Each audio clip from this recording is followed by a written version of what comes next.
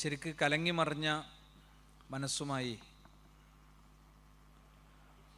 ഒരു കൂട്ടം ചിന്തകൾ വേട്ടയാടുന്ന മനോനിലയുമായി വെള്ളിയാഴ്ച ഒരു ഖുതുബക്കിരിക്കുന്ന മനുഷ്യൻ ശരിയാം വിധം ആ ഖുതുബ അവിടെ നിർവഹിക്കപ്പെടുന്നതോടുകൂടെ അയാളുടെ കടലടിക്കുന്ന മനസ്സും അസ്വസ്ഥമാകുന്ന മനോനിലയുമൊക്കെ ശാന്തമായി അയാൾക്ക് തിരിച്ചു പോകാൻ തീർച്ചയായും കഴിയും. ഒരു 25 മിനിറ്റ് 30 മിനിറ്റ് നിർവഹിക്കപ്പെടുന്ന ഖുതുബ, ആ ഖുതുബയും ആ ജുമഅയും പക്ഷേ മനസ്സിലുണ്ടാകണം എന്ന് മാത്രം.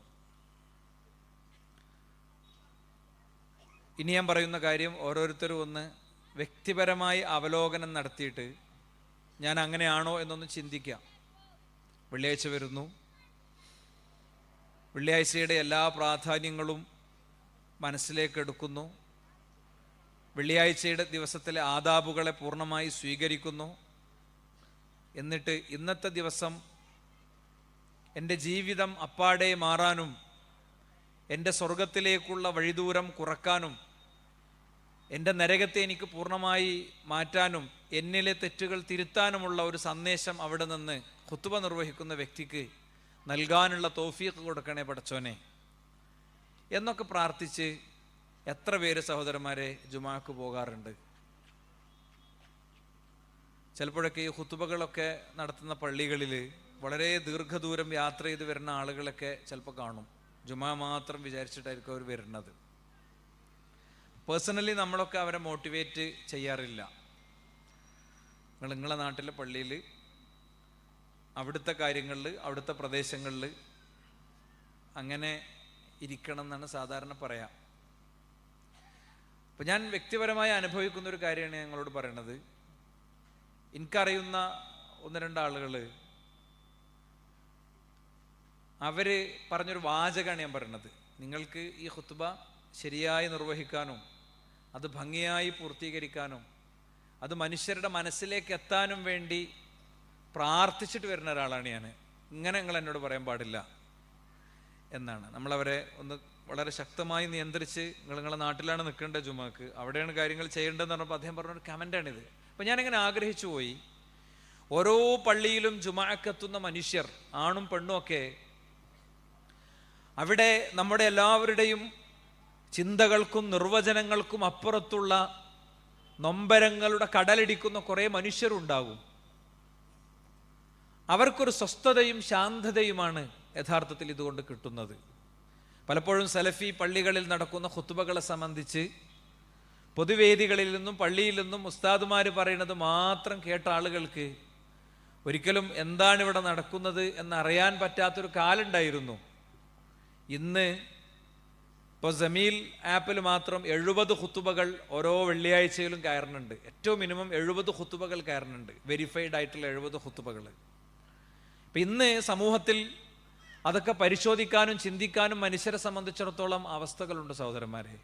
അതുകൊണ്ട് ഞാനിവിടെ എല്ലാവരോടും ആവർത്തിക്കുന്ന ഒരു കാര്യം, ഈ പള്ളി ഉദ്ഘാടനത്തിൻ്റെ വേദിയിൽ നിന്ന് ഈ നിമിഷം മുതൽ നമ്മുടെ ഉള്ളിലേക്ക് നമ്മൾ എടുത്തു വെക്കേണ്ട ഒരു രീതിയാണ്. ഈ പള്ളിയിൽ നിന്ന് മാത്രമല്ല, ഏത് പള്ളിയിൽ പങ്കെടുക്കുന്ന ആളും വെള്ളിയാഴ്ചയുടെ കുറേ ഫലായിലുകളുണ്ട്. ആ ഫലായിലുകളൊക്കെ നമ്മളൊന്ന് തിരിച്ചറിയാം. അതോടൊപ്പം തന്നെ ആ ഫലായിലുകളെ തിരിച്ചറിഞ്ഞ് വെള്ളിയാഴ്ചയിലെ ആദാബുകളുണ്ട്, ആ ആദാബുകളൊക്കെ എടുക്കുക. ഞാനതിവിടെ എണ്ണി പറയണില്ല.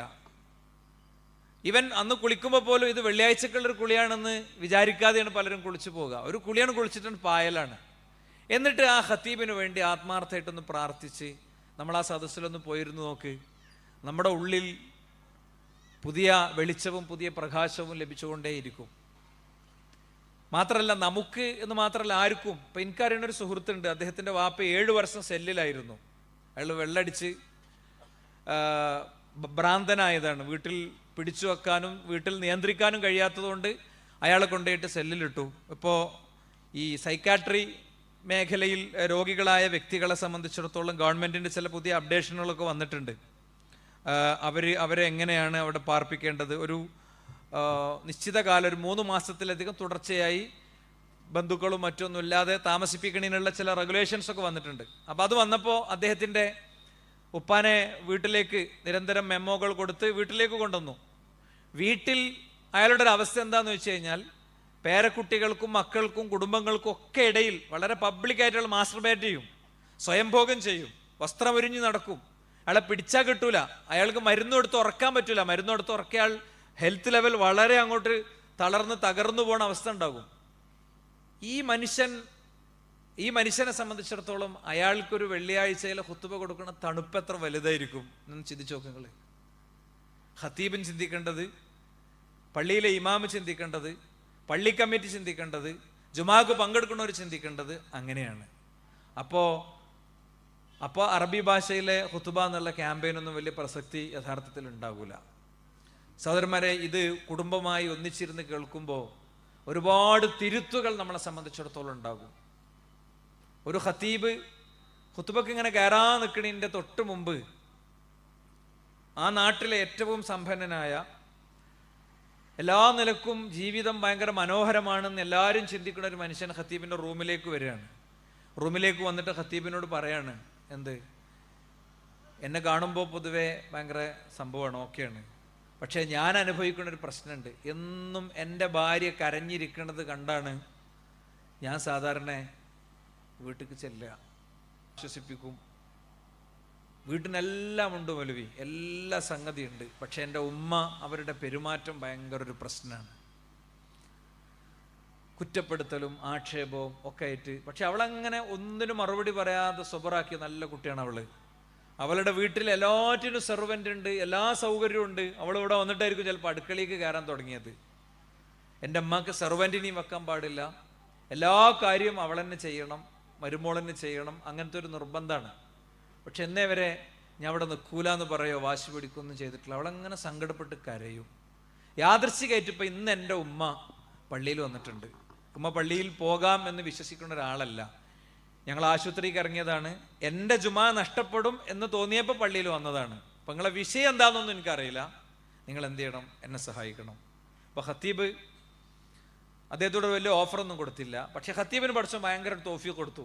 രണ്ടാമത്തെ ഖുത്ബ ഖത്തീബ് പറയുമ്പോൾ ഖത്തീബ് ഒറ്റ വാക്ക് പറഞ്ഞു, നമ്മുടെ മക്കൾ ചെറിയ പ്രായത്തിൽ അവർ വീട്ടിൽ ഓടിക്കളിക്കുമ്പോൾ അവർ കുഞ്ഞു കുഞ്ഞു വർത്തമാനങ്ങൾ പറഞ്ഞ് നമ്മളടുത്തേക്ക് വരുമ്പോഴൊക്കെ നമുക്കുള്ളൊരു ആഹ്ലാദമുണ്ട്, നമുക്കുള്ളൊരു സന്തോഷമുണ്ട്, നമുക്കുള്ളൊരു സംതൃപ്തിയുണ്ട്. അവരുടെ വളർച്ചയിലും അവരുടെ ജീവിതത്തിലും അവരുടെ നേട്ടങ്ങളിലും നിറക്കണ്ണുകളോടെ പുഞ്ചിരിയോടെ നെഞ്ചോട് ചേർത്തത് ആഘോഷിക്കാറുണ്ട്. ശരിക്കും അങ്ങനെയാണ് നമ്മുടെ മരുമോളും നമ്മുടെ മകനുമുള്ള ജീവിതത്തെയും നമ്മൾ കാണേണ്ടത്. അവർ മേലെ വർത്താനം പറഞ്ഞിരിക്കുമ്പോൾ ഇവിടെ ഈ പാണിയൊക്കെ കൂടെ ഇട്ടിട്ട് വർത്താനം പറഞ്ഞിരിക്കുകയാണ് ഓള് എന്നല്ല ചിന്തിക്കേണ്ടത്. പിന്നെ അയലോക്കത്തെ മറ്റേ പെൺകുട്ടി ഓല് രണ്ടാളും തമ്മിൽ തെറ്റിയിട്ട് അവൾ വീട്ടിലും ഇവന് പിന്നെ അവരുടെ വീട്ടിലുള്ളതുപോലെ ബന്ധവിച്ഛേദങ്ങൾ നടന്നിട്ടില്ല, അൽഹംദുലില്ലാ. എൻ്റെ കുട്ടിക്ക് കുടുംബജീവിതവുമായി കുടുംബ കോടതി കയറേണ്ടി വന്നിട്ടില്ല, അൽഹംദുലില്ലാ. അവർ രണ്ടുപേരും സ്വസ്ഥമാണ്, അവർ രണ്ടുപേരും സമാധാനത്തിലാണ്. അവർക്ക് രണ്ടുപേർക്കും അവരുടെ ലൈംഗിക ജീവിതം അടക്കം ഹൈറാണ്. ഭാര്യൻ്റെ അടുത്തേക്ക് പോകണമെങ്കിൽ മെഡിസിൻ എടുക്കേണ്ടുന്ന സാഹചര്യമൊന്നും എൻ്റെ മോനില്ല, അൽഹംദുലില്ലാ. അപ്പം അതുകൊണ്ട് എൻ്റെ മോൻ ഇവിടെ ഉള്ളത് ഒരു ശനിയാഴ്ച ദിവസം ഇവിടെ ഉള്ള ദിവസം ഒരു കുറച്ചേരം അവിടെ ഇരുന്നോട്ടെ. അടക്ക പൊറുക്കലും തേങ്ങ വറുക്കലും അല്ലെ പണിയും പത്തിരിയും. ഓന് പത്തിരി ഒന്നല്ല ഇപ്പോൾ വേണ്ടത്, ഭാര്യനെ കൂടെ ഇരുത്തിയായിരിക്കും വേണ്ടത്. ഭാര്യ കുറച്ചേരം കൂടെ ഉണ്ടാകുമായിരിക്കും വേണ്ടത്. അതുകൊണ്ട് അപ്പം ചുടണ മോളെ കയ്യിൽ നിന്ന് ആ അപ്പം ഒഴിക്കണ വാങ്ങിയിട്ട് നേരെ അമ്മാൻ്റെ കുട്ടി ഓൻ്റെ അടുത്തേക്ക് ചെല്ല് എന്ന് പറയണ ഒരു അമ്മായിമ്മയാണ് നമ്മളാകേണ്ടത് എന്ന് ഒരു വിഷയവുമായി കണക്ട് ചെയ്ത് ഈ ഖത്തീബ് പറഞ്ഞു. ഖുത്ബ കഴിഞ്ഞപ്പോൾ ഒരു വയസ്സായ സ്ത്രീ ഈ ഖത്തീബിനെ ഉസ്താദിനെ കാണണം എന്ന് പറഞ്ഞ് വിളിച്ചു വരുത്തിയിട്ട് ചോദിക്കുകയാണ്, അപ്പം നമ്മൾ കാരണം നമ്മുടെ മോനും നമ്മുടെ മരുമോളും അങ്ങനെ അവരുടെ ബെഡ്റൂമിൽ കരഞ്ഞ് കഴിയുന്നുണ്ടോ എന്ന് നമ്മൾ ആലോചിക്കണം എന്നൊക്കെ ഖത്തീബിൻ്റെ ഖുത്ബയിൽ പറഞ്ഞിട്ടുണ്ട്. അവരെൽപ്പം കരയുന്നുണ്ടാകും ഉസ്താദേ, ഞാൻ അങ്ങനത്തെ ഒരാളല്ല, ഞാനിനി എന്താ ചെയ്യേണ്ടതെന്നാണ്. ഒരു 3 മിനിറ്റിൻ്റെ ഒരു സംസാരമാണ് സഹോദരങ്ങളെ കരഞ്ഞു തീരുന്ന ഒരു കുടുംബജീവിതത്തെ തിരുത്തുന്നത്. ഞാൻ പറയുന്നത് മിമ്പർ എന്ന് പറയുന്നത് അത്രയും സ്വാധീനമുള്ളൊരു സംഭവമാണ്. മിമ്പർ എന്നത് അത്രയും ശക്തിയുള്ളൊരു സംഭവമാണ്. അതുകൊണ്ട് തന്നെ മിമ്പർ ജനങ്ങളെ പഠിപ്പിക്കുന്ന ആദ്യത്തെ വിഷയം എന്താ? ആദ്യത്തെ വിഷയം എന്താ? അന്നൽ മസാജിദ ലില്ലാഹ് ഫലാ തദ്ഉ മഅ അല്ലാഹി അഹദ. പള്ളികൾ അള്ളാഹുവിനുള്ളതാണ്, അള്ളാഹുവിനെ മാത്രമേ വിളിച്ചു പ്രാർത്ഥിക്കാവുന്നതാണ്. ഖുതുബിയത്തും റാത്തീബും ഒക്കെ ഈണത്തിൽ ഓതുന്ന പള്ളി അങ്കണങ്ങളിൽ പോയി മാത്രം ശീലിച്ചവർ ഈ സദസ്സിലോ പിന്നീട് യൂട്യൂബിലോ എന്നെ കേൾക്കുന്ന മനുഷ്യർ അവരാലോചിക്കണം, അവർ ചിന്തിക്കണം, നമ്മൾ യഥാർത്ഥത്തിൽ അവർ അള്ളാഹുവിനെ മനസ്സിലാക്കേണ്ട വിധം മനസ്സിലാക്കിയിട്ടില്ല. അള്ളാഹുവിനെ മനസ്സിലാക്കേണ്ട വിധം മനസ്സിലാക്കുന്ന ഒരു വ്യക്തി ഏറ്റവും അടുത്ത ഒരു ഫ്രണ്ടിനെക്കാളും ഏറ്റവും അടുത്തൊരു സുഹൃത്തിനേക്കാളും ഏറ്റവും അടുത്തൊരു വ്യക്തിയെക്കാളും അള്ളാഹുവിനെയാണ് ചേർത്ത് നിർത്താൻ തോന്നുക, അല്ലേ? എന്തെങ്കിലുമൊക്കെ ഒരു മഹാദുരന്തം സംഭവിച്ച് മകൻ ആക്സിഡന്റിൽപ്പെട്ട മകനെയും ചികിത്സിച്ച് ആ ഓപ്പറേഷൻ തിയേറ്ററിന്റെ പുറത്തിങ്ങനെ നിൽക്കുന്ന നേരത്ത് നമ്മളെടുത്ത് വന്നിട്ട് നമ്മുടെ ഒരു സുഹൃത്ത് നമ്മളെ ചേർത്ത് പിടിച്ചിട്ട് പറയാണ്, അയാളുടെ തോളിൽ കിടന്ന് നമ്മളിങ്ങനെ വിങ്ങിക്കരയുമ്പോ പറയാണ്, എന്തിനാടാ പേടിക്കണേ, ഞാനുണ്ട് നിന്റെ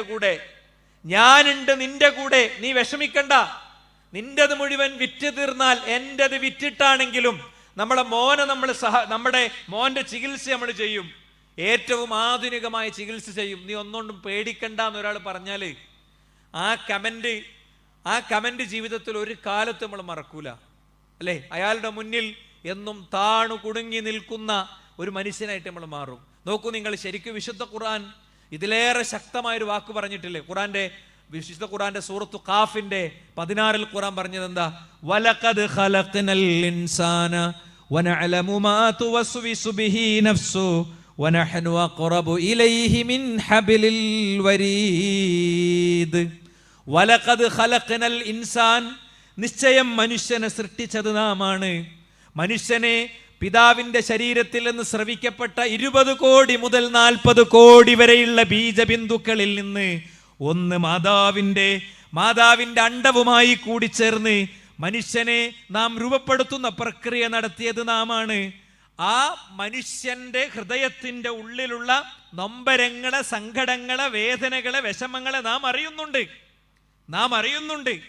വാപ്പാക്ക് ട്യൂബ് ഫീഡിങ് കൊടുത്ത് വയറ്റിൽ ദ്വാരമിട്ട് അതിലൂടെ പൈപ്പിട്ട് അതിലൂടെ ട്യൂബ് ഫീഡിങ് കൊടുത്ത് പാഞ്ഞു വന്ന് പള്ളിയിൽ ജുമാക്കിരിക്കണ മനുഷ്യൻ ഇത് കേൾക്കാണ് അല്ലേ? അല്ലെങ്കിൽ 40കാരിയായ മോള് വിവാഹപ്രായമെത്തി അവിവാഹിതയായി അങ്ങനെ വീട്ടിൽ താമസിക്കുമ്പോ അനിയന്റെയും ജ്യേഷ്ഠന്റെയും പെങ്ങളിയൊക്കെ 20, 22 പ്രായമുള്ള കുട്ടികളെ കല്യാണ സദസ്സിലൊക്കെ ഓൾക്കൊക്കെ മൈലാഞ്ചിട്ട് കൊടുക്കണ ഈ താത്തയാണ്. എല്ലാവർക്കും ഈ താത്താൻ തന്നെ വേണം, നല്ല വൃത്തിക്ക് മൈലാഞ്ചി വരക്കണുണ്ട്. നീറുന്ന ജീവിതാനുഭവങ്ങൾ മനുഷ്യർ പറഞ്ഞത് ഈ കാതുകൊണ്ട് കേട്ടതാ ഞങ്ങളുടെയും പറയണത് കേട്ടോ. എല്ലാ ജ്യേഷ്ഠന്റെയും അനിയന്റെയും പെങ്ങന്മാരൊക്കെ കല്യാണം മുന്നിൽ നിന്ന് നടത്തി കൊടുക്കണം മൂപ്പർക്ക്. 40കാരിയായ മോളവിടെ അവിവാഹിതയായി കഴിയുമ്പോ ആ മനുഷ്യന്റെ മനസ്സിന്റെ ഉള്ളിലെ നൊമ്പരങ്ങളെ വനഹ്നു അഖറബു ഇലൈഹി മിൻ ഹബ്ലിൽ വരീദ്, അവന്റെ ഖണ്ഡനാടിയോളടുത്ത് ഞാനുണ്ട് എന്നാണ്. ഞാൻ ഖുർആനിൽ ഏറ്റവും ആസ്വദിക്കണ ആയത്ത് മൗലവി ഈ ആയത്താണ്. അയാളുടെ വാചകമാണ് ഞാൻ പറയണത്. ഞാൻ ഖുർആനിൽ ഏറ്റവും ആസ്വദിക്കണ ആയത്ത്, കാരണം ഇതൊക്കെ പടച്ചോന് ശരിക്കും അറിയാം. അപ്പൊ പടച്ചോൻ എന്തോ ഒരു ഹൈർ ഇതിലൊക്കെ വിചാരിച്ചിട്ടുണ്ട്. സഹോദരന്മാരെ, അള്ളാഹുവിനെ യഥാവിധി മനസ്സിലാക്കുന്ന ഒരു വ്യക്തിക്ക് ഒരു പ്രശ്നമില്ല. പക്ഷേ അള്ളാഹു സുബ്ഹാനഹു വ തആലയെ യഥാവിധി മനസ്സിലാക്കാൻ നമ്മൾ എന്താ ചെയ്തത്? അൽ ഈമാനു ബില്ലാ, ഒന്നാമത്തെ കാര്യം അള്ളാഹുവിലുള്ള വിശ്വാസമാണ്. അള്ളാഹുവിലുള്ള വിശ്വാസം എന്നുള്ളത് നമ്മൾ എത്രത്തോളം പഠിച്ചു, അതിലെന്തൊക്കെ കാര്യം പഠിക്കാണ്ട്. ആ കാര്യങ്ങൾ മൂക്കിനായിട്ട് ലാ ഇലാഹ ഇല്ലല്ലാഹ് വിശ്വസിക്കണവനാണ് സ്വർഗത്ത് പോകുക എന്ന് പറഞ്ഞത്. മൂക്കിൻ എന്നുള്ള വാക്ക് അവിടെ ഭയങ്കര പ്രധാനമാണ്. എന്തൊക്കെ സംഭവിച്ചാലും എനിക്കെന്റെ റബ്ബുണ്ട് എന്നത്, തവക്കൽതു അലല്ലാഹ് ഹസ്ബുനല്ലാഹു വ നിഅമൽ വക്കീൽ എന്നുള്ളതൊക്കെ മനോഹരമായി കാലിഗ്രാഫിയിൽ ഇങ്ങനെ എഴുതിയിട്ട് അത് കാറിലും വീട്ടിന്റെ ചുമരിലൊക്കെ ചില്ലിലിട്ട് സൂക്ഷിച്ച് തൂക്കിയിടുന്ന അതിൻ്റെ അപ്പുറത്തത് ഹൃദയത്തിൽ പതിയാന്നുള്ളത് ഏറ്റവും പ്രധാനപ്പെട്ട ഒരു കാര്യമാണ്. അതങ്ങനെ ഹൃദയത്തിൽ പതിയുന്ന ഒരു വ്യക്തിക്ക് മുനാജാത്തുകൾ ഉണ്ടാകും, റബ്ബുമായുള്ള സംഭാഷണങ്ങൾ ഉണ്ടാകും. എല്ലാം അള്ളാഹുവിന്റെ മുന്നിൽ ആത്മാർത്ഥമായി ഒന്നുണ്ട് ഇറക്കി വെച്ചിട്ട് എഴുന്നേൽക്കുമ്പോൾ ഒരു സുഖം ഉണ്ടാകും അല്ലേ? വലിയ ട്രീറ്റ്മെന്റിന്റെ ചെലവാണ് വന്നത്. എന്ത് ചെയ്യും പടച്ചോനെ? ഒക്കെ പടച്ചോനെ ഏൽപ്പിച്ച് പടച്ചോനോട് പറഞ്ഞ് നമ്മൾ ചെയ്യാനുള്ളത് ചെയ്ത് പോവാണ്. ഞാനൊരുപാട് ചോദിച്ചിട്ട് എനിക്ക് എൻ്റെ പ്രാർത്ഥനയ്ക്ക് ഉത്തരം കിട്ടണില്ലല്ലോ. വഖാല റബ്ബുക്കും ഉദ്ഉനി അസ്തജിബ് ലക്കും ഇന്നല്ലദീന യസ്തക്ബിറൂന അൻ ഇബാദതി സയദ്ഖുലൂന ജഹന്നമ ദാഖിരീൻ. വഖാല റബ്ബുക്കും, നിങ്ങളെ രക്ഷിതാവ് പറഞ്ഞിട്ടുണ്ട്, ഉദ്ഊനി, നിങ്ങൾ എന്നോട് പ്രാർത്ഥിക്കണം, അസ്തജിബ് ലക്കും, ഞാൻ നിങ്ങൾക്ക് ഉത്തരം നൽകുമെന്ന്. ഇന്നല്ലദീന യസ്തക്ബിറൂന അൻ ഇബാദതി, എന്നോട് ആരാധനകളിൽ ധിക്കാരം കാണിച്ചു പോകുന്നവര് സയദ്ഖുലൂന ജഹന്നമ ദാഖിരീൻ, അവർ നിന്ദ്യരായി നരകത്തിലേക്കാകും പോകേണ്ടി വരുന്നത്. പടച്ചോൻ പറഞ്ഞാണ് 3 നിലക്കാ പ്രാർത്ഥനയ്ക്ക് ഉത്തരം കിട്ടും. ഒന്നാ ചോദിച്ചാൽ അപ്പം തന്നെ ചിലപ്പോൾ കിട്ടും, ചോദിച്ചാൽ അപ്പോൾ തന്നെ കിട്ടും, ഒരിക്കലും പ്രതീക്ഷിച്ചിട്ടില്ല അല്ലേ. ഇതിന് പറയുമ്പോൾ എനിക്ക് ഓർമ്മ വരും, എൻ്റെ ഒരു സുഹൃത്തിനെയാണ്, അദ്ദേഹത്തിൻ്റെ പെങ്ങളുടെ ഭർത്താവ് മരിച്ചിട്ട് കുറച്ചായിട്ടേ ഉണ്ടായിരുന്നുള്ളൂ. അദ്ദേഹമാണെങ്കിൽ വലിയ കടത്തിലാണ്, ഒരു കച്ചവടം പൊട്ടിയിട്ട് വലിയ കടത്തിലാണ്, നാട്ടിലിറങ്ങാൻ പറ്റാത്ത അവസ്ഥയാണ്, നാട്ടുകാർ തെരയണ അവസ്ഥയാണ്. ചതിയും വഞ്ചനയൊന്നും ചെയ്തിട്ടില്ല, ബിസിനസ്സിലൊരു സൂക്ഷ്മതക്കുറവ് വന്നു. ഷെയർ വാങ്ങിയ ആളുകളോട് കടം വന്ന കടവും സഹിക്കണം, പിന്നെ ലാഭം കിട്ടിയ ലാഭവും കിട്ടും എന്ന് ഇവർ പറഞ്ഞില്ല. ഇതൊന്നും പറയാതെ തന്നെ ഉൾക്കൊള്ളേണ്ട കാര്യമാണ്, കാരണം പലിശക്ക് കൊടുത്താലല്ലോ. കച്ചവടം പൊട്ടിയപ്പോൾ എൻ്റെ 2 ലക്ഷം തന്നലാന്ന് പറഞ്ഞത്. അങ്ങനെയൊക്കെ പറയുന്ന ആൾക്കാർ നമ്മളെ അടിയിലൊക്കെ ചിലപ്പോൾ ഉണ്ടാവും, ഒരടായി പറയുന്നത്. അപ്പം മൂപ്പരാണെങ്കിൽ ഒരു പൊട്ടനായിട്ട് അതാണ് സമ്മതിച്ചെടുത്തു, രേഖകളിലൊക്കെ ഒപ്പിട്ടെടുത്തു. ഇനി ഒന്നും നിർവാഹമല്ലല്ലോ. അപ്പം അങ്ങനെ നിൽക്കുന്ന ഒരു സമയം, അപ്പോഴാണ് വാപ്പാക്ക് ക്യാൻസർ ആണെന്ന് പറഞ്ഞിട്ട് പുതിയ ഒരു ലാബ് റിപ്പോർട്ട് അല്ലെങ്കിൽ ഒരു സ്കാനിങ് റിപ്പോർട്ട് വരുന്നത്. അപ്പോൾ വിളിച്ച് ഭയങ്കര കരഞ്ഞ് സങ്കടപ്പെട്ടപ്പോൾ ഞാൻ അദ്ദേഹത്തോട് പറഞ്ഞു, നിങ്ങളുള്ളത് ഒരു അർദ്ധരാത്രിയിലാണ്, രാത്രിയുടെ അർദ്ധരാത്രിയിൽ ജൗഫുല്ലൈലിൽ പ്രാർത്ഥനയ്ക്ക് പ്രത്യേകം സ്വീകാര്യത ഉണ്ട്. ഇനി രാത്രിയുടെ 1/3 ഒന്നാം ആകാശത്തേക്ക് റബ്ബ് വന്നിട്ട് ചോദിക്കുന്നുണ്ട്, നിങ്ങൾ എന്നോട് ചോദിക്കൂ, ഞാൻ നിങ്ങൾക്ക് ഉത്തരം നൽകാം. നിങ്ങൾ എന്നോട് ഇസ്തിഗ്ഫാർ നടത്തൂ, ഞാൻ നിങ്ങൾക്ക് ഇസ്തിഗ്ഫാർ തരാം, നിങ്ങൾക്ക് മഗ്ഫിറത്തിനെ തരാം എന്ന് പടച്ചോൻ പറയുന്നുണ്ട്. നല്ലോണം പ്രാർത്ഥിച്ചോളി. മാത്രല്ല, അമ്മയുജീബുൽ മുൽത്തറ ഇദാ ദഅ, ദുരന്തബാധിതന്, പ്രതിസന്ധി അനുഭവിക്കുന്നവന് ഉത്തരം കൊടുക്കുന്നവൻ പടച്ചോനല്ലാതെ വേറെ ആരാണ്? അതുകൊണ്ടാണ് പ്രാർത്ഥിച്ചോളി. ലാബ് റിപ്പോർട്ടൊക്കെ മാറിക്കോളൂ എന്ന് പറഞ്ഞു. എനിക്ക് അത്രയും വേണ്ടപ്പെട്ട എൻ്റെ ആത്മസുഹൃത്താണ്. അപ്പം എൻ്റെ ശബ്ദം ഇടറി, അദ്ദേഹത്തിൻ്റെ ശബ്ദം ഇടറി. രാവിലെ എറണാകുളത്ത് വളരെ പ്രഗത്ഭനായ ഓങ്കോളജിസ്റ്റ്, എറണാകുളത്തെ വളരെ പ്രഗത്ഭനായ ഓങ്കോളജിസ്റ്റ് എന്ന് ഞാൻ പറയുമ്പോൾ തന്നെ നിങ്ങൾക്ക് ഒരു പക്ഷേ പേര് ബോധ്യപ്പെടുന്ന ആളെടുത്ത് എന്നിട്ട് മൂപ്പരെന്ത് ചെയ്തു, അവിടുത്തെ പ്രൊസീജിയർ അനുസരിച്ച്, അങ്ങനെയാണല്ലോ, മറ്റേ ഹോസ്പിറ്റലത്തെ ഇത് പറ്റൂല, പുതിയതെടുത്തു. പൈസ ഇല്ലാത്ത പൈസ ഒക്കെ ഉണ്ടാക്കിയിട്ട് എടുത്തിട്ട് കൊണ്ടുപോയി കൊടുത്തപ്പോൾ ഒരു പ്രശ്നമില്ല. ചിലപ്പോൾ ഇങ്ങനെ പഠിച്ച ഉത്തരം തരും, ചിലപ്പോൾ അങ്ങനെ തരൂല. വാപ്പാൻ്റെ ക്യാൻസറൊക്കെ ക്യാൻസറായിട്ട് തന്നെ തുടർന്നു. പക്ഷേ ക്യാൻസറിൻ്റെ ആ ശക്തമായ വേദനയൊക്കെ ആണ്ട് പഠിച്ചോ നിയന്ത്രിച്ച് ഒരു പ്രശ്നം, ഒരു പനിച്ചുകാണ്ട് മരിച്ച മരുന്നാക്കി തരും ചിലപ്പോൾ. മനസ്സിലായില്ലേ? വേറെ ബുദ്ധിമുട്ടൊന്നും ഇല്ലാതെ, അല്ലെങ്കിൽ അതിൻ്റെ കടവും ബാധ്യതയൊന്നും ഇല്ലാതാക്കി തന്നു. 2-3 മോർഫിൻ കുടിച്ചിട്ട് പിന്നെയും കരച്ചിൽ പുറത്തേക്ക് വന്നപ്പോൾ അമ്മ മോളോട് പറയണം, മോളെ എൻ്റെ വായൻ്റെ മേലൊരു തലയിണ കൊണ്ടുവന്ന് വെക്കുക, ആരും കേൾക്കണ്ട ഞാൻ കരയണത് അല്ലേ. ഇങ്ങനെയൊക്കെ രോഗപീഠകളിലൂടെ കടന്നു പോകുന്നവർ നമ്മളിടയിലുണ്ട്. അള്ളാഹു കാത്ത് രക്ഷകുമാറാകട്ടെ. അപ്പം ഞാൻ പറയുന്നത് ചിലപ്പോൾ അതായിരിക്കും, ചിലപ്പോൾ അതൊന്നും ഉണ്ടാവില്ല. ഞാൻ പ്രാർത്ഥിച്ചതിനൊരു ഉത്തരവും കിട്ടിയില്ലേ പടച്ചോനെ എന്നൊക്കെ ഇങ്ങനെ ചിന്തിക്കും നമ്മൾ. പക്ഷേ അതൊക്കെ പരലോകത്തേക്കുള്ള അമലായിട്ട് പടച്ചോൻ അങ്ങനെ വെച്ചിട്ടുണ്ടാവും. മീസാന്റെ മുന്നിൽ ചെല്ലുമ്പോൾ ആരുമില്ലാതെ തനിച്ചിരുന്ന് അങ്ങനെ നിറക്കണ്ണോട് കൂടെ പ്രവർത്തിയ ആ സങ്കടങ്ങൾ മുഴുവൻ അമലായിട്ട് അല്ലാഹു സുബ്ഹാനഹു വ തആല അതിങ്ങനെ കുന്നുകൂട്ടി വെച്ചിട്ടുണ്ടാകും. അതിൻ്റെ കനത്തിലായിരിക്കും സിറാത്തും കടന്ന് സ്വർഗത്തിലേക്ക് പോകുന്നത്. അതുകൊണ്ട് നബി കരീം സ്വല്ലല്ലാഹു അലൈഹി വസല്ലം തങ്ങൾ നമ്മളെ പഠിപ്പിച്ചൊരു കാര്യമുണ്ട്. അതെന്താ അറിയോ? പ്രാർത്ഥനയ്ക്ക് ഉത്തരം കിട്ടുന്നതുമായി ബന്ധപ്പെട്ട കാര്യങ്ങൾ പഠിപ്പിച്ചപ്പോൾ അള്ളാഹുവിൻ്റെ റസൂൽ സ്വല്ലല്ലാഹു അലൈഹി വസല്ലം തങ്ങൾ പറഞ്ഞു, ഒരു കാലം വരാനുണ്ട്, അന്ന് നിങ്ങളുടെ പ്രാർത്ഥനയ്ക്ക് ഉത്തരം കിട്ടണമെങ്കിൽ ആ പ്രാർത്ഥന ദുആഉൽ ഗരീഖാകണം. മുങ്ങി മരിക്കുന്നൊരു വ്യക്തി മുങ്ങി മരിക്കണ സമയത്ത് എത്ര ആത്മാർത്ഥമായിട്ട് പ്രാർത്ഥിക്കുമോ അത്ര ആത്മാർത്ഥമായും മനസാന്നിധ്യത്തോടും കൂടെ മാത്രം നിങ്ങൾ പ്രാർത്ഥിച്ചാൽ ഉത്തരം കിട്ടുന്ന ഒരു കാലം വരാനുണ്ട് എന്ന് അള്ളാഹുവിൻ്റെ റസൂൽ സല്ലല്ലാഹു അലൈഹി വസല്ലം തങ്ങൾ പഠിപ്പിച്ചിട്ടുണ്ട്. അതുകൊണ്ട് പടച്ചോന്റെ മുന്നിൽ ചെലവാക്കുന്ന സമയം എത്രയാണ് സുഹൃത്തുക്കളെ? റബ്ബിനോടിരുന്ന് വർത്തമാനം പറയാൻ നമുക്കുള്ള സമയം എത്രയാണ്? പള്ളിൻ്റെ ഉള്ളിലിരുന്ന സൊഫയിലിരുന്ന് നമുക്ക് ചെയ്യാനുള്ളത് മൊബൈലിൽ കളിക്കലല്ല, ആത്മാർത്ഥമായിട്ട് റബ്ബിനോട് വർത്താനം പറയാനുള്ള സമയമാണത്. മാത്രമല്ല, ഈ യൂനുസ് നബി അലൈഹി ഇസ്ലാമിയുടെ ജീവിതം പറയുന്നിടത്ത് നമുക്ക് കാണാൻ കഴിയും. വലൗലാ ഇൻകാന മിനൽ മുസബ്ബിഹീൻ, അദ്ദേഹം അള്ളാഹുവോട് തസ്ബീഹ് ചൊല്ലുന്ന ഒരാളല്ലായിരുന്നെങ്കിൽ, പടച്ചവനോട് പ്രാർത്ഥിക്കുന്ന ഒരാളല്ലായിരുന്നുവെങ്കിൽ അദ്ദേഹം എന്ത് ചെയ്യായിരുന്നു? ഈ തിമീങ്കലത്തിന്റെ അന്തരാളങ്ങളിൽ തന്നെ പെട്ടുപോകുമായിരുന്നു എന്ന് മഹാനായ വിശുദ്ധ ഖുർആൻ കൃത്യമായി നമ്മളെ പഠിപ്പിക്കുന്നുണ്ട്. പണ്ഡിതന്മാർ 2 തഫ്സീർ ഇതിന് കൊടുത്തു. ഏറ്റവും പ്രഗത്ഭമായ തഫ്സീർ എന്താ? അദ്ദേഹം ജീവിതത്തിൽ സന്തോഷവും ആശ്വാസമൊക്കെ ഉള്ള കാലത്തും നല്ലോണം പ്രാർത്ഥിച്ചിരുന്ന, റബ്ബിനോട് സംസാരിച്ചിരുന്ന ഒരാളാണ്. അതുകൊണ്ട് ദുരന്തം ബാധിച്ചപ്പോഴും അള്ളാഹു പ്രാർത്ഥിച്ചപ്പോൾ പെട്ടെന്ന് അള്ളാഹു ഉത്തരം കൊടുത്തു. അപ്പോൾ പടച്ച റബ്ബ് എന്ത് ചെയ്തു? പെട്ടെന്ന് ഉത്തരം കൊടുത്തു, അദ്ദേഹത്തെ രക്ഷപ്പെടുത്തി. രണ്ടാമത്തെ എന്താ? അദ്ദേഹം ആ കാര്യം, പടച്ചോനെ എന്നെ നീ രക്ഷിക്കണേ, വദന്നൂനു ഇദ്ദഹബ മുഗാളിബൻ ഫളന്ന അല്ലൻ നഖ്ദിറ അലൈഹി ഫനാദാ ഫിൽ ളുലുമാതി അല്ലാ ഇലാഹ ഇല്ലാ അൻത സുബ്ഹാനക ഇന്നി കുന്തു മിനദ് ളാലിമീൻ. പടച്ചോനെ എനിക്ക് പറ്റിപ്പോയി എന്ന് അദ്ദേഹം പ്രാർത്ഥിച്ചല്ലോ. സുബ്ഹാനക ഇന്നി കുന്തു മിനൽ ളാലിമീൻ എന്ന് പ്രാർത്ഥിച്ചു. അഥവാ ചില കാര്യങ്ങൾ പടച്ചോൻ തരണമെങ്കിൽ ചോദിക്കന്നെ വേണം, ചോദിച്ചാൽ തന്നെ തരുള്ളൂ. അപ്പൊ അതുകൊണ്ട് സഹോദരന്മാരെ, ഈ മസ്ജിദ് നൽകുന്ന ഏറ്റവും വലിയ സന്ദേശം എന്താ അറിയോ? എല്ലാവിധ അടിമത്തങ്ങളിൽ നിന്നും മനുഷ്യനെ മോചിപ്പിക്കുകയാണ്. ഈ ചിന്ത ഉള്ളിൽ കയറി ഒരാൾക്ക് ഒരു ജോത്സ്യന്റെ അടുത്തേക്കും പോകൂല, അവിടുത്തെ സ്വർണവും പോകൂല, അവിടുത്തെ പൈസയും പോകൂല, അവിടുത്തെ കുട്ടീനെ കൊല്ലേണ്ടിയും വരൂല, അവിടെ പച്ചക്ക് മനുഷ്യനെ ചുട്ടുകൊല്ലേണ്ടി വരില്ല, അറുത്തു കൊല്ലേണ്ടി വരില്ല, ഒരു രൂപവും വേണ്ടി വരില്ല, ഒരു പ്രതിഷ്ഠയും വേണ്ടി വരില്ല, ഒരു ദൈവത്തെ പ്രസാദിപ്പിക്കാൻ ഇത്തരം ഒരു കാര്യവും നിർവഹിക്കേണ്ടി വരില്ല. അയാൾക്ക് ആത്മവിശ്വാസത്തോടെ പറയാൻ പറ്റും, ഹസ്ബി അല്ലാഹു വനിഅ്മൽ വക്കീൽ, എനിക്കെന്റെ റബ്ബ് മതി, എനിക്കെന്റെ റബ്ബ് മതി. ഇബ്രാഹിം നബി അലൈഹി സ്വലാം തീക്കുണ്ടാരത്തിലാകുമ്പോൾ ജിബ്രീൽ അലൈഹി സ്വലാം അദ്ദേഹത്തിന്റെ അടുത്തേക്ക് ചെല്ലുന്നുണ്ട്. എന്താ വേണ്ടതെന്ന് ചോദിച്ചു.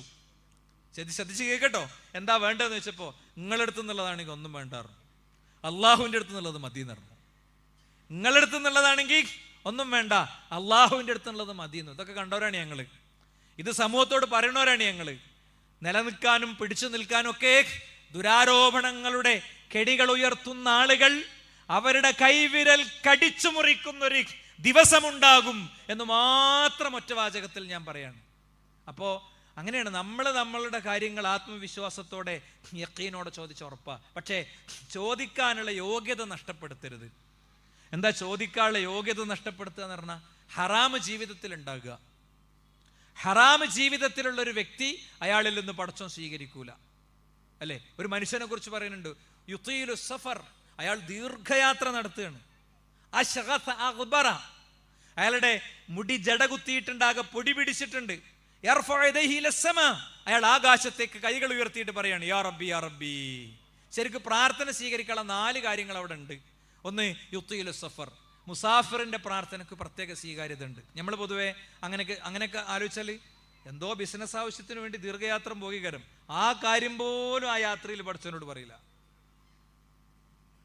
ആ കാര്യം പോലും യാത്രയിൽ പഠിച്ചവനോട് പറയില്ല. അപ്പോൾ സഫർ ഉണ്ട് എന്ന് പറഞ്ഞാൽ അടുത്ത് പ്രാർത്ഥന ഉണ്ട് എന്നതിൻ്റെ അർത്ഥം. യാത്ര ഉണ്ടെങ്കിൽ യാത്രക്കാരൻ്റെ പ്രാർത്ഥനക്ക് പ്രത്യേക സ്വീകാര്യത ഉണ്ട്. അത് കുടുംബം പോറ്റാൻ പോകുമ്പോൾ, അത് നല്ലൊരു കാര്യത്തിന്, ഉംറയാത്ര മാത്രമൊന്നുമല്ല, കുടുംബം പോറ്റാൻ പോകണ എന്താ, ജോലി ചെയ്യാന്ന് പറയുന്നത് ജിഹാദിന് തുല്യമായിട്ടുള്ള കാര്യമാണ്. പണിയെടുക്കുക, കഷ്ടപ്പെടുക, അധ്വാനിക്കുക എന്ന് പറയുന്നത്, അതൊക്കെ മിമ്പർ പഠിപ്പിക്കണേ. അപ്പൊ പണിയെടുക്കാതെ ഇങ്ങനെ ഒപ്പിച്ച് അങ്ങോട്ടും ഇങ്ങോട്ടും വെള്ളക്കുപ്പായും വെള്ള തുണി എടുത്ത് ഇങ്ങനെ നടക്കണ പരിപാടി ഉണ്ടല്ലോ, അക്കണ നിൽക്കും. ജിഹാദിന് അധികമൊന്നും കാണാത്തൊരു മനുഷ്യനെ കണ്ടപ്പോൾ സ്വഹാബിമാര് പറഞ്ഞു, എന്ത് തടി, നല്ല ഉഷാറ്, അയാളൊക്കെ ജിഹാദിന് വന്നിരുന്നെങ്കിൽ എത്ര നന്നായിരുന്നു. അള്ളാഹുവിന്റെ റസൂൽ സല്ലല്ലാഹു അലൈഹി വസല്ലം തങ്ങളുടെ ഈ സ്വഹാബത്തിൽപ്പെട്ട ആളുകളുടെ ഈ വാചകം കേട്ട് പ്രവാചകൻ പ്രതികരിക്കുന്നുണ്ട്. അയാള് വാപ്പാനും ഇമ്മാനെയും സംരക്ഷിക്കാനും കുട്ടികൾക്ക് തിന്നാൻ കൊടുക്കാനും മറ്റൊരുത്തന്റെ മുന്നിൽ കൈ നീട്ടാതിരിക്കാനും വേണ്ടിയാണ് ഇത് ചെയ്യുന്നത്. അതുകൊണ്ടേ അയാൾ ജിഹാദാണ് ചെയ്യണത് കേട്ടോ. അതിൻ്റെ അർത്ഥം 24 hours ഇങ്ങനെ രാവിലെ ഒരു ഷിഫ്റ്റ്, പിന്നൊരു ഷിഫ്റ്റ്, പിന്നൊരു ഷിഫ്റ്റ്, മുമ്പേക്ക് നിസ്കരിക്കാനോ നോമ്പോൽക്കാനോ ഒന്നിനും സമയമല്ല എന്ന അവസ്ഥയല്ല. അപ്പം അതുകൊണ്ട് ഞാൻ പറയണത്, ഹറാമായ സമ്പാദ്യം ഉണ്ടാകാൻ പാടില്ല. 4-ൽ 1 ഞാൻ പറഞ്ഞു യാത്രയാണ്. രണ്ടാമത്തെ എന്താ, അയാളൊരു നല്ല കാര്യത്തിന് വേണ്ടിയാണ് ജടകുത്തിയത്. അങ്ങനെ 3-4 ദിവസം കഴിഞ്ഞ് മുടികാകെ ജടകുത്തി ഇങ്ങനെ വരികയാണ്, അല്ലെ? ഹാജിയെ കുറിച്ച് പറഞ്ഞപ്പോൾ അല്ലാഹുവിന്റെ റസൂൽ പറഞ്ഞു, ഹാജിയെ, അങ്ങനെ കാണുന്ന ഹാജിനെ പഠിച്ചവന് ഇഷ്ടമാണ്, അല്ലേ? ഇനിയോ 2 കൈയും ആകാശത്തേക്ക് ഉയർത്തിയാൽ അള്ളാഹു ആ കൈ തട്ടുകയില്ല, അത് സിഫറായിട്ട് മടക്കൂല എന്നാ. വല യർദുഹുമാ സിഫറ, അള്ളാഹു അത് ഒരിക്കലും പൂജ്യമായിട്ട് കൊടുക്കൂല എന്നാണ്.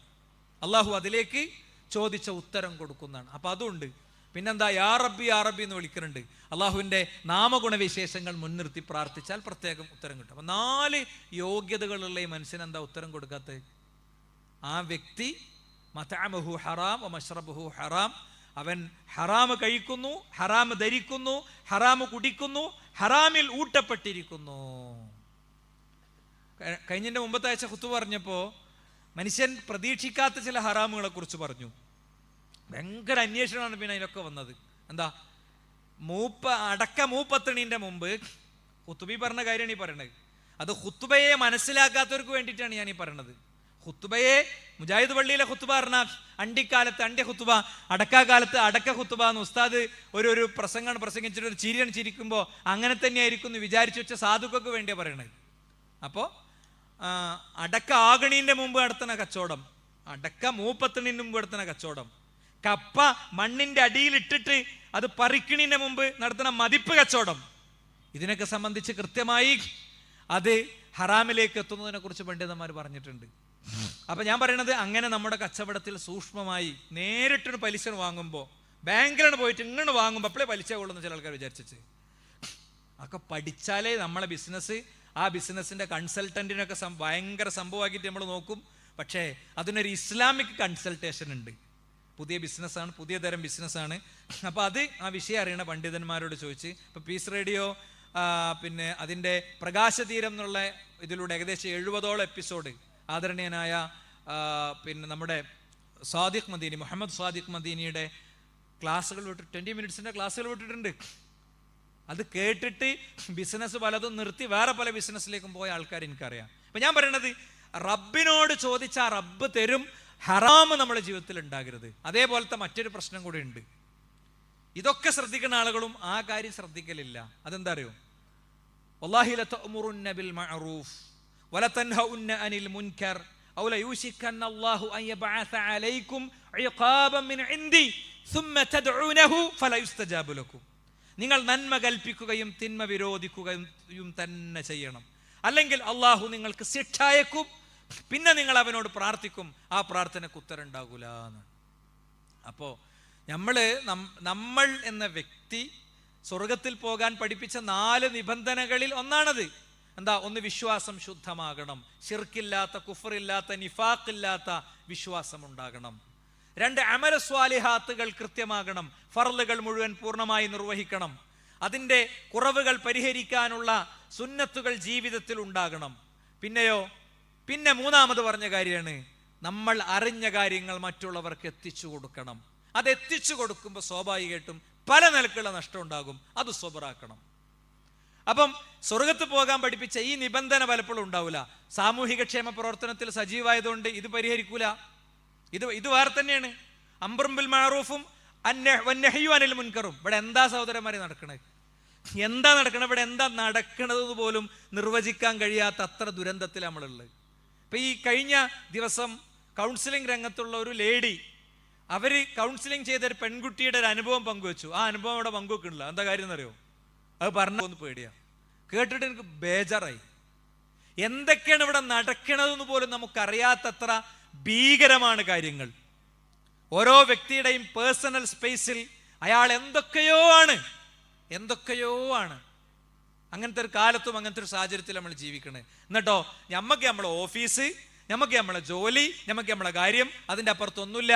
ലോകത്ത് ഞാൻ വളരെ വേദനയോടുകൂടെ പറയാണ്, ലോകത്തേതൊക്കെ മനുഷ്യൻ സംസാരിക്കുന്ന ഭാഷയുണ്ടോ ആ ഭാഷകളിൽ മുഴുവൻ ഇസ്ലാം വിമർശനമുണ്ട്, പ്രവാചകനെതിരെയുള്ള വിമർശനമുണ്ട്, അള്ളാഹുവിന്റെ ദീനിനെതിരെയുള്ള ഡോക്യുമെന്റുകളുണ്ട്. നിങ്ങൾ അന്തരീക്ഷത്തിൽ ശബ്ദതരംഗങ്ങളെ പിടിച്ചെടുക്കാവുന്ന ഒരു ഡിവൈസ് കണക്ട് ചെയ്താൽ ലോകത്തെ ഏത് ഭാഷയിലും ഈ വിമർശനം ലഭ്യമാണ്. എന്നാൽ ആ വിമർശനങ്ങൾക്കുള്ള മറുപടി ലഭ്യമാണോ? ഇല്ല. ആ വിമർശനങ്ങൾക്കുള്ള ഉത്തരങ്ങൾ ലഭ്യമാണോ? ഇല്ല. ഒരിക്കൽ പോലും ലാ ഇലാഹ ഇല്ലല്ലാഹയുടെ അർത്ഥം കേൾക്കാത്ത ആയിരങ്ങൾ നമുക്ക് ചുറ്റും ജീവിക്കുന്നുണ്ട്. ഒരിക്കൽ പോലും അള്ളാഹ് റസൂൽ എന്നത് പഠിക്കാത്ത മനുഷ്യരിവിടെ ജീവിക്കുന്നുണ്ട്. എന്താ കാര്യം?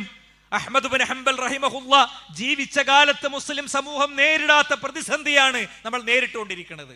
അഹ്മദ് ബിൻ ഹംബൽ റഹിമഹുല്ലയെ 2 കാലിലും ഇങ്ങനെ കയറിട്ട് കെട്ടി ചാട്ടവാറ് കൊണ്ടടിച്ച് ചാട്ടവാറ് കൊണ്ട് തല്ലിയ പിന്നെ അതിന് ചാർജ് കിട്ടിയ വ്യക്തി തളർന്നിരുന്നിട്ടും ഖലീഫ മഅ്മൂൻ വീണ്ടും ഓർഡർ ഇടുന്നുണ്ട്. അതൊക്കെ സംഭവിച്ചിട്ടുണ്ട്.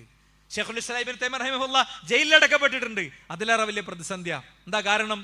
ഇസ്ലാമിനെ പഠിക്കാൻ ഒരു വ്യക്തി സമീപിക്കേണ്ട എല്ലാ ശബ്ദങ്ങളെയും ഭയത്തിന്റെയും വെറുപ്പിന്റെയും വേഷം കൊടുത്ത് അവതരിപ്പിച്ചിരിക്കുന്നു. അതന്നെ വിഷയം. മുഹമ്മദുർ റസൂലുള്ളാഹ് എന്ന് കേൾക്കുമ്പോൾ ഒരു മനുഷ്യന്റെ ഉള്ളിൽ പകപൊന്തുന്ന, ലോകത്തെ ഓരോ പിന്നെ ബോംബ് അറ്റാക്കിന്റെയും ലോകത്തെ ഓരോ ദുരന്തങ്ങളുടെയും കാരണഭൂതനായി അവതരിപ്പിക്കുന്ന സാഹചര്യം ഇവിടെ ഉണ്ട്. അങ്ങനത്തെ ഒരു കൂട്ടം പ്രതിസന്ധികൾക്കിടയിൽ നിന്ന് ദഅവ നയിച്ച് മുന്നോട്ടുണ്ടാവുമ്പോൾ നമുക്ക് നേരം കിട്ടണില്ല, അല്ലേ?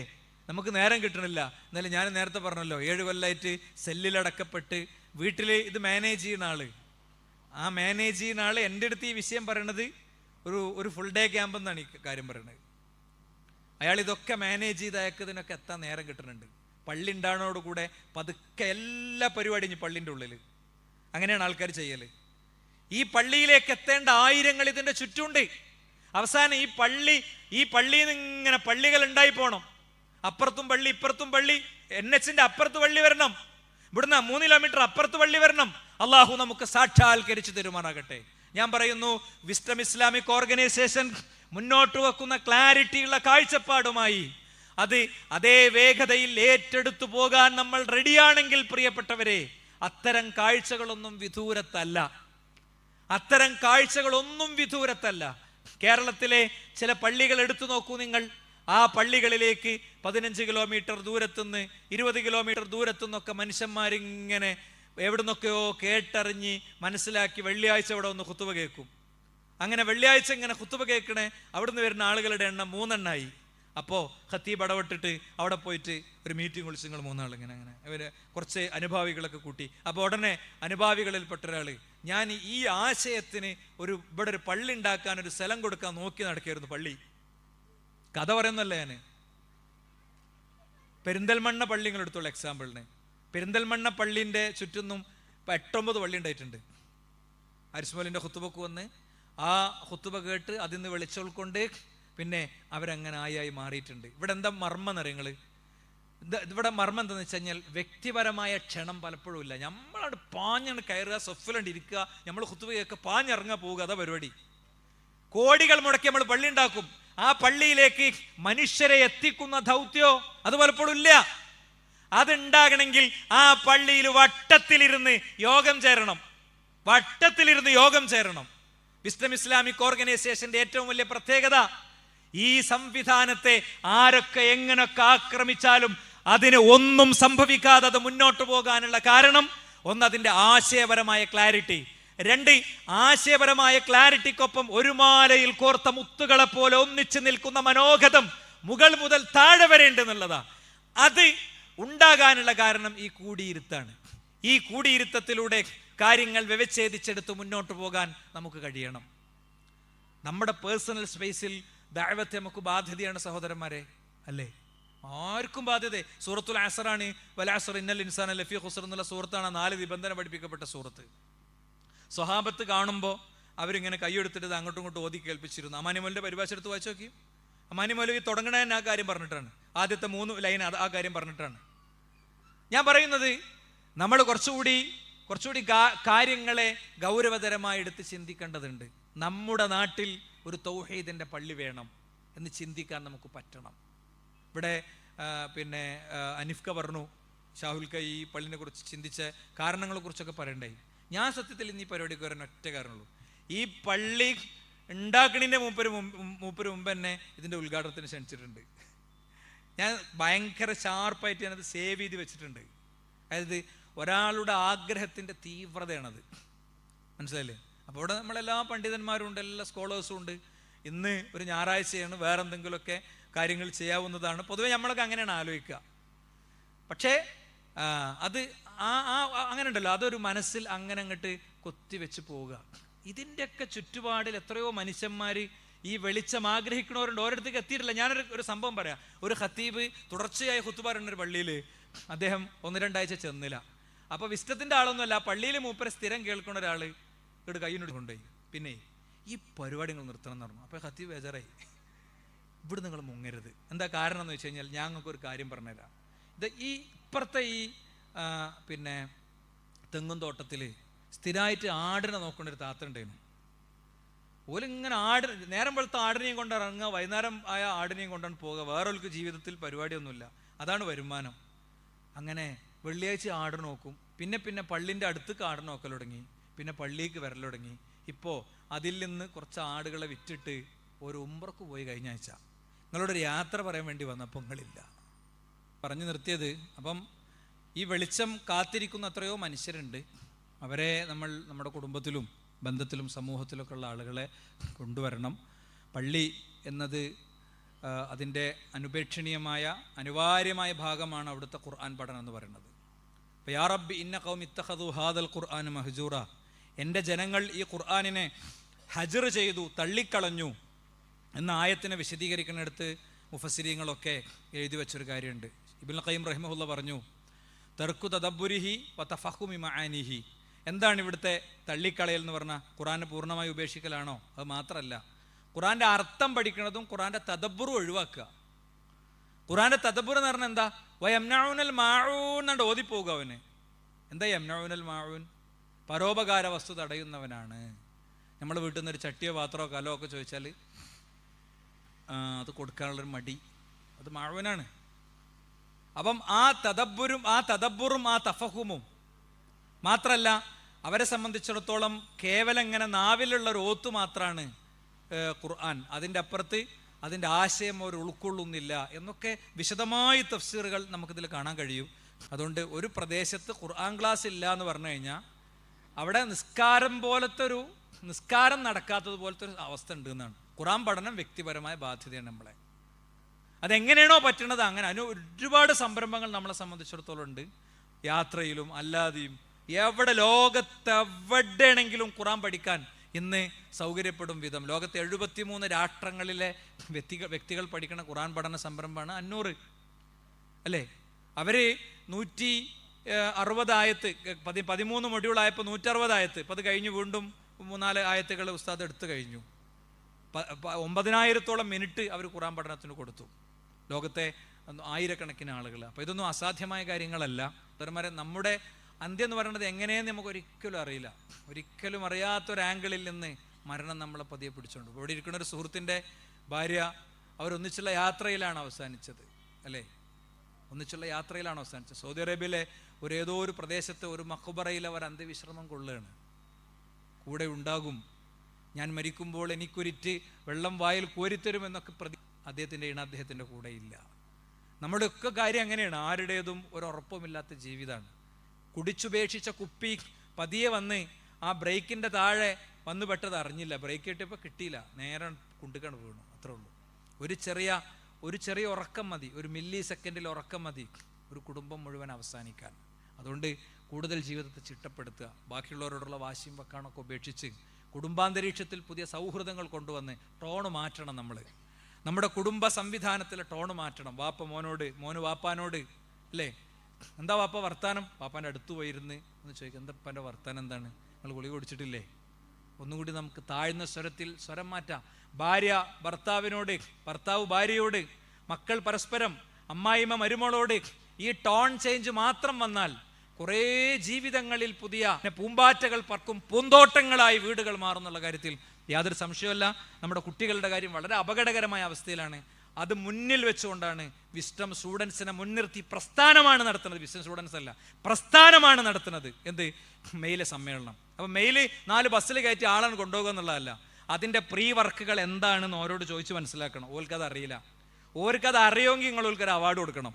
ഇന്നുള്ള കുട്ടി രൂപരേഖ ഉണ്ടാക്കിയ ആളെ കുട്ടിയെ വിചാരിച്ചോളി നിങ്ങൾ.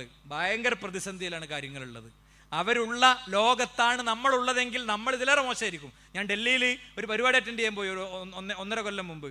അവിടുത്തെ ഒരു പ്രസിദ്ധമായ ക്യാമ്പസിൽ ഹോസ്റ്റലിൽ നമ്മളൊരു സുഹൃത്തിനെ പരിപാടിയിൽ വരാത്തൊരാളെ കാണാൻ വേണ്ടി പോയപ്പോൾ ഡിസ്പോസിബിൾ ഗ്ലാസ് ചായ പിടിച്ച് ഡിസ്പോസിബിൾ ഗ്ലാസ് ഒഴിവാക്കണ പോലെയാണ് ഗർഭനിരോധന ഉറകൾ പിന്നെ ഇതിൻ്റെ ബാക്കിൽ, ഹോസ്റ്റലിൻ്റെ ബാക്കിൽ കാണുന്നത്. ഇങ്ങനത്തെ അന്തരീക്ഷത്തിലൂടെ നമ്മളെ കുട്ടികൾ പോകണത്. അപ്പോൾ അവർക്ക് സല്യൂട്ട് അടിക്കണം, അവരെ ചേർത്ത് നിർത്തണം, അവരുടെ സംഘടിത ഭാവങ്ങൾ നമ്മുടെ നാട്ടിലുണ്ടാക്കണം. പള്ളിയുള്ളതുപോലെ, പള്ളിക്ക് ഹൗദുള്ളതുപോലെ സ്റ്റുഡൻസിന് യൂണിറ്റ് വേണം, യൂത്തിന് യൂണിറ്റ് വേണം, മാതൃഘടകത്തിന് യൂണിറ്റ് വേണം, വനിതകൾക്ക് യൂണിറ്റ് വേണം, ഗേൾസിന് യൂണിറ്റ് വേണം. വനിതകൾ പോലും ഇങ്ങനെ നടത്തിക്കോളും, അങ്ങനെയല്ല, അവർക്കും കൂടി പറ്റിയ സമയം നോക്കി എടുക്കണം. ഇന്ന് ഏറ്റവും വലിയ പ്രതിസന്ധി പെൺകുട്ടികളുടെ കാര്യത്തിലാണ്. നിങ്ങളിതൊക്കെ നിരീക്ഷിക്കുന്നുണ്ടോ അറിയില്ല. ഞാൻ ഒറ്റ മിനിറ്റ് കൊണ്ട് അവസാനിപ്പിക്കുകയാണ്. ഇൻസ്റ്റാഗ്രാം ഉപയോഗിക്കുന്ന ആളുകളൊന്ന് കയ്യെന്തിക്ക്. എനിക്ക് ഉറപ്പാണ് ഇതിൽ 10 ആളെ തികയില്ല. ഞാൻ സാധാരണ എണ്ണ ആദ്യം പറയലുണ്ട്. അപ്പോൾ ആ റൂമിൻ്റെ ഉള്ളിൽ എന്തെങ്കിലും നടന്ന് നിങ്ങൾ അറിയോ? ഇല്ല. ഇതേമാതിരിയാണ് ഇൻസ്റ്റാഗ്രാമിലുള്ളതൊന്നും നമ്മൾ അറിയാത്തടത്തോളം, അതിന് അറിയാൻ വേണ്ടി ഞാൻ ആരോട് പോകുന്നു വേണ്ട, നമ്മളെ കുട്ടികളുള്ളത് അവിടെയാണ്. എനിക്ക് ഇൻസ്റ്റാഗ്രാം ഉണ്ട്, ഏകദേശം 2000-ഓളം ഫോളോവേഴ്സും ഉണ്ട്. എത്രയോ വർഷങ്ങൾക്ക് മുമ്പ് ഞാനതിൽ പൊതുവേ ഒന്നും പോസ്റ്റ് ചെയ്യില്ല. കാരണം നമുക്കത് ഭയമാണ്. സക്കർബർഗിൻ പ്രൊട്ടസ്റ്റ് ചെയ്തിട്ട് പിന്നിൽ നിന്ന് ഇതിൻ്റെ സിഇഒനെ പ്രൊട്ടക്ട് ചെയ്തിട്ട് ഞങ്ങളുടെ മരിച്ച കുട്ടികൾ, ആത്മഹത്യ ചെയ്ത കുട്ടികളെ തിരിച്ചു തരൂ എന്ന് ബോർഡ് പിടിച്ച് നിൽക്കുന്ന വീഡിയോ നിങ്ങൾക്കാണ് യൂട്യൂബിൽ. അമേരിക്കൻ സെനറ്റ് ചോദ്യം ചെയ്യുന്ന വീഡിയോ കാണാൻ നിങ്ങൾക്ക് യൂട്യൂബിൽ. നമ്മൾ ഈ കാലത്ത് ജീവിക്കണം, 70കളിൽ ജീവിക്കരുത്. ഞാനതാ പറയണത്. രക്ഷിതാക്കൾ 70കളിലും 60കളിലും 82കളിലും 90കളിലും ജീവിക്കരുത്, ഈ കാലത്ത് ജീവിക്കണം. അപ്പോൾ നമ്മൾ പെരിന്തൽമണ്ണ വെച്ച സമ്മേളനം ഒരു അത്യാവശ്യമാണെന്ന് മനസ്സിലാവും, അതിൻ്റെ പ്രീ വർക്കുകൾ ആവശ്യമാണെന്ന് മനസ്സിലാകും. അപ്പോൾ വല്ലിപ്പണ്ട് എടുക്കും, പേരക്കുട്ടികളെ ലിസ്റ്റ് ചെയ്യും, അയലോകത്തെ കുട്ടികളെ ലിസ്റ്റ് ചെയ്യും, എന്നിട്ട് എല്ലാവരെയും കൂട്ടിയിട്ട് ഏതെങ്കിലും ഒരു മൗലവിനെ കൊണ്ടുവന്നിട്ടാണ് ക്ലാസ് എടുപ്പിക്കും. ഇത് മർമ്മ നോക്കി നിൽക്കുകയാണ് ചില ആൾക്കാർ. മർമ്മ നോക്കി നിൽക്കുമ്പോൾ നമ്മുടെ വീട്ടിൻ്റെ ഹുക്കിൽ കുട്ടി തൂങ്ങിയാടുന്ന അവൻ്റെ താഴെയിട്ട ബോഡിക്ക് പോലീസുകാർക്ക് നീളവും വീതി രേഖപ്പെടുത്തി കൊടുക്കുന്നിടത്ത് നിൽക്കേണ്ടി വരില്ല എന്നുറപ്പിച്ചു പറയാൻ ഒരാൾക്കും കഴിയാത്ത കാലത്താണ് ജീവിക്കുന്നത് എന്ന കാര്യം നമ്മൾ ഓരോരുത്തരും ബോധ്യപ്പെടണം. യൂത്ത് 40 ദാമ്പത്യം മറ്റ് 40+, 40+ എന്നുള്ളൊരു പ്രൊജക്റ്റായിട്ട് വരാൻ പോവുക. എന്താ കാര്യം? 40 വയസ്സ് കഴിയുമ്പോഴാണ് ഡൈവോഴ്സൊക്കെ നടക്കണത്. എടുത്തു പഠിക്കുമ്പോൾ വളരെ അപകടകരമായ സാഹചര്യത്തിലൂടെയാണ് കാര്യങ്ങൾ പോണത്. അതുകൊണ്ട് ഇതൊന്നും നമ്മളിങ്ങനെ ആലോചിച്ചുണ്ടാക്കണം. അതൊക്കെ പഠിച്ചോ കൊണ്ടുവന്നിരുന്ന സുഹൃത്തുക്കളെ. ഈ ദീനീ രംഗത്ത് നമ്മൾ പോകുമ്പോൾ പഠിച്ചോ നമുക്ക് തരുന്ന തൗഫീഖാണ് ഇടപെടലൊക്കെ. ഇത് ഏതെങ്കിലുമൊക്കെ ചില വ്യക്തികളെ ബുദ്ധിയാണ് കൈവാന്ന് നിങ്ങൾ വിചാരിച്ചേക്കണ്ട കേട്ടോ.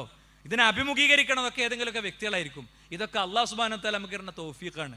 ഈ തൗഫീഖ് നമ്മൾ ദീനിൻ്റെ ആൾക്കാരായി ഉണ്ടാകുമ്പോഴൊക്കെ ഉണ്ടാകും. അതുപോയാൽ കഴിഞ്ഞു, ഖലാസ്. അപ്പോൾ ആ കണക്ടിവിറ്റി മുറിയും. ഏതായാലും ഭക്ഷണം കഴിച്ച് സന്തോഷത്തോടെ നമ്മൾ പിരിയാണ്. ഓരോരുത്തരും സ്വയം ചോദിക്കുക, എനിക്ക് എന്തേ കിട്ടി, ഞാൻ എന്തേ തീരുമാനിച്ചു. പള്ളിയൊക്കെ വന്നു. ഇവിടുത്തെ ആൾക്കാർ മാത്രമല്ല, ജമാഅത്ത് നിസ്കാരം അല്ലാത്ത ഒരാളുടെ കാര്യം കഴിഞ്ഞു സുഹൃത്തുക്കളെ.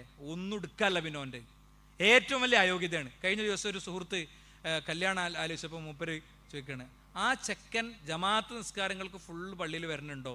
ഉണ്ടെന്ന് ഉത്തരം ഉണ്ടെങ്കിൽ മാത്രമേ കല്യാണാലോചന പ്രൊസീഡ് ചെയ്യുന്നുള്ളൂ. എത്ര ആൾക്ക് പറയാൻ ധൈര്യമുണ്ട്? അങ്ങനെ പറയണമെങ്കിൽ നമ്മളത് ആദ്യം ആകണം. അപ്പം അതിനനുസരിച്ചുള്ള പഠിച്ച് നമുക്ക് കൊണ്ടുവന്നു തരും. അതുകൊണ്ട് കൂടുതൽ ശ്രദ്ധയോടെ ചിട്ടയോടെ സജീവമായി മുന്നോട്ട് പോവുക. അള്ളാഹു നമ്മിൽ നിന്ന് സ്വീകരിക്കുമാറാകട്ടെ, അവൻ്റെ യഥാർത്ഥ വിശ്വാസികളിൽ ഉൾപ്പെടുത്തുമാറാകട്ടെ. രോഗികളായി കഴിയുന്ന നമ്മുടെ സുഹൃത്തുക്കൾ, പണ്ഡിതന്മാർ, സഹോദരിമാർ എല്ലാവർക്കും അള്ളാഹു പൂർണ്ണ ശമനം നൽകി അതിവേഗം പ്രവർത്തന ഗോതയിലേക്ക് അവരെ തിരിച്ചെത്തിക്കുമാറാകട്ടെ. നമ്മുടെ ഒരുപാട് പ്രദേശങ്ങളിൽ സ്ഥലം വാങ്ങിയിട്ട് ഇതുപോലത്തെ സ്വപ്നങ്ങൾക്ക് ഇങ്ങനെ ആഗ്രഹിച്ചിരിക്കുന്ന മനുഷ്യരുണ്ട്. അവരെ ദുആയിൽ നിറക്കണ്ണുകളോടെ പ്രാർത്ഥിക്കുന്ന ആൾക്കാരുണ്ട്. അവർക്കൊക്കെ പള്ളി എന്ന അവരുടെ സ്വപ്നം സാക്ഷാത്കരിക്കാനുള്ള തൗഫീഖ് കൊടുക്കുമാറാകട്ടെ. ഏറ്റെടുത്ത് ഇതൊക്കെ നയിച്ച് മുന്നോട്ട് കൊണ്ടുപോകാനുള്ള തലമുറകളെ അള്ളാഹു നമുക്ക് പ്രദാനം ചെയ്യുമാറാകട്ടെ. അല്ലാഹു മഗ്ഫിർ ലിൽ മുഅ്മിനീന വൽ മുഅ്മിനാത്ത്. അസ്സലാമു അലൈക്കും വറഹ്മത്തുള്ളാഹി വബറകാതുഹു.